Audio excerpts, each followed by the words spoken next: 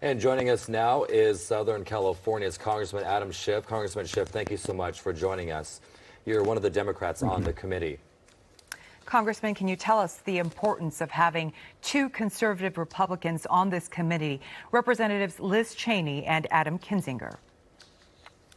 Well, they're adding tremendous value to the committee, and they, of course, represent millions of Republican voters and viewers around the country.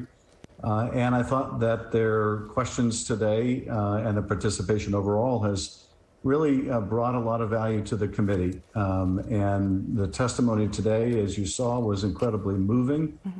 It was hard to watch at times, that footage of the attack on these brave officers. It was hard for them. I think it was hard for members of the committee.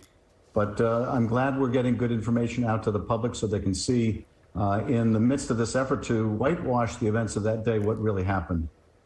Yeah, Congressman, and for people who are now watching this, what are your goals and objectives for this committee? Well, we would like our committee to produce a report like the 9/11 Commission did. That's the authoritative report on what happened on that day, what led up to January 6th, why we were so unprepared for that, what motivated those thousands of people to attack the Capitol, what role members of Congress or the administration had in pushing out the lies that motivated people to try to overturn the election by violent means, the role that white nationalist groups played in that attack. These are just some of the questions that need to be answered, and most important, we want to develop recommendations about how to protect our country going forward. Congressman Schiff, Representative Cheney asked Sergeant Gonell how he felt when he heard former President Trump say it was a loving crowd. There was a lot of love in the crowd. Here's Sergeant Gonell's reply. I'm still recovering from those hugs and kisses that day that he claimed that so many rioters, terrorists, were assaulting us that day. If that was hugs and kisses, then we should all go to his house and do the same thing to him.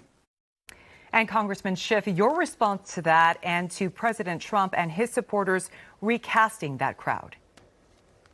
Well, Sergeant Gonell went on later in that hearing to say that he was not encouraging people to go to the president's house. He was trying to make a point.